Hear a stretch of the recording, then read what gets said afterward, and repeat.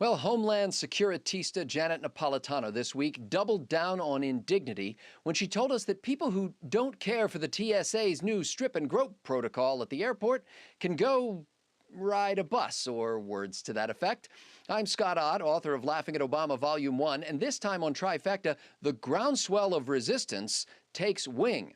With me to give this issue a full and generous going over, from Monument, Colorado, the host of Hair of the Dog and the Weekend Blogs, the vodka pundit Steve Green, and from our studios in Los Angeles, California, comedian, celebrated raconteur, and host of Cruiser Control on PJTV.com, our guest host, Stephen Cruiser. And if you're watching this on YouTube or Facebook, please visit us at PJTV.com for a lot more. Men, you know, Janet Napolitano had the courage of her convictions when she told travelers to find another way home for the holidays if we don't want to be photographed naked or felt up by a federal agent. But when a reporter asked her if a Muslim woman wearing the hijab would be subjected to the full-body pat-down, Janet went all squishy on us. Look, we have, like I said before, we are doing what we need to do to protect the traveling public, and adjustments will be made where they need to be made. With respect to that particular issue, I think there will be more to come. But again, the goal here, you know, we're not doing this just to do it. We're doing it because we need to keep powders and gels and liquids off of planes that are unauthorized, just as we need to keep metals off of planes. Steve Green, it sounds like the security protocol for folks in traditional Muslim garb is a gray area. Does that raise any questions or concerns for you? No, look, Scott, it's the Japanese I'm worried about. I see somebody dressed in a kimono and kabuki makeup getting on board the plane with me. I'll admit, I get a little nervous. And the Dutch, I don't trust them. I never will. Anybody wearing wooden shoes ought to be forcibly ejected from the airport, even if they pass a full body cavity search. And Vikings, what's inside those giant helmets? Those pointy horns, those are security risk. Has everybody just swept it under the rug of political correctness the way those fanatical Vikings terrorized Britain for years and years? That's what we ought to be worried about, not some nice Muslim person who I assume is female under all those robes.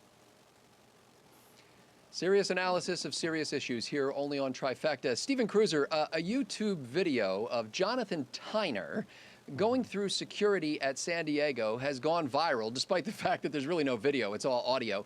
Mr. Tyner told the TSA agent that if he touched his genitalia, Tyner would have him arrested.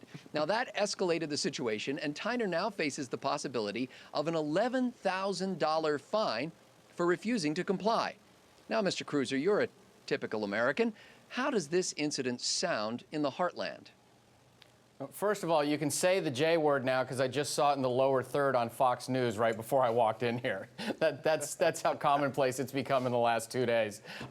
This thing, speaking of the heartland, it's given us a good old case of public outrage, which this country hasn't had in quite a while, since 9/11 actually. And this may be the first bipartisan thing to come about in the Obama era. People on both sides of the aisle are uniting in being angry about this. I've seen people up in arms for the last week now who rarely even travel, who are complaining about this all the time. So as egregious as it is, I think it may be a good thing because it's bringing everybody together to get mad about it and get something done about it. You know, I'm reading President George W. Bush's memoir, Decision Points, right now, and in it he says this: after the nightmare of September 11th, America went 7.5 years without another successful terrorist attack on our soil. If I had to summarize my most meaningful accomplishment as president in one sentence, that would be it. Now, Steve Green, sometimes the president has to make an unpopular decision, even if it seems to infringe on our rights in order to defend this nation. Why isn't this one of those kind of decision points for President Obama? Oh, Scott, really? Obama is the president. He ran a decisive platform of hope and change.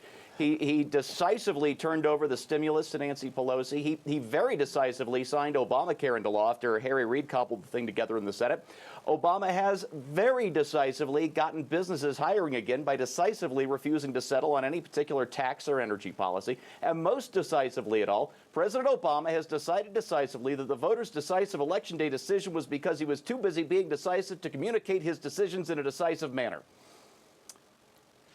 Scott? That was the silliest question you've ever asked me. I'm sorry, buddy. Well, the great thing about the show is I know I can ask you a rhetorical question and get a great answer with you never touching the answer to the question. Mr. Cruiser, Yeah. I'm still running into quite a few people for whom the memory of 9/11 is so fresh that they're willing to do whatever the government requires if it's done in the name of safety and security. Now, I respect them, but how do you reason with them? This was something we alluded to last week. I would say I would like the government to explain why certain security protocols are necessary if they want to do a better job of explaining things. And then the people who are all on board with the government can then defend them. But right now, as I told you last week, my problem is a lack of uniformity with these protocols. I mean, they're different from airport to airport. I've been at LAX where they're different from terminal to terminal. So I'm not buying that they're necessary because they're not necessary everywhere, even though the planes all seem to be the same. Steve, you know, some folks are calling on us all to opt out of flying on November 24th, one of the busiest travel days of the year. Is that a worthwhile effort? And if not, what would you recommend? Yeah, you know, I think it is worthwhile, but I wonder about the timing. When we were talking about this yesterday on our conference call, I had an idea, which was to hop online, find the cheapest plane ticket to anywhere on November 24th, didn't matter where, stand in that hellish security line, and when it's my turn, opt out, and of course, raise a fuss when they go to touch your J word.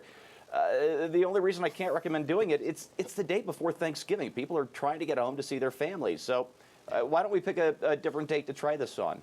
9/11's got kind of a nice ring to it.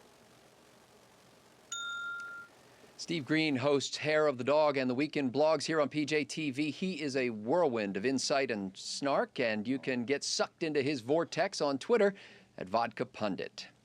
Stephen Cruiser, in my exclusive interview last week with pilot Michael Roberts, we heard about this lawsuit that the Rutherford Institute is helping him take against the TSA on Fourth Amendment grounds, you know, no unreasonable, warrantless searches. Douglas Wilson over at Blog and Mayblog sees a Third Amendment issue, likening the TSA regimen to the quartering of troops in a house without consent of the owner. Now, if the government can't do just any old thing it wants in the name of national security, how do we determine what it can do?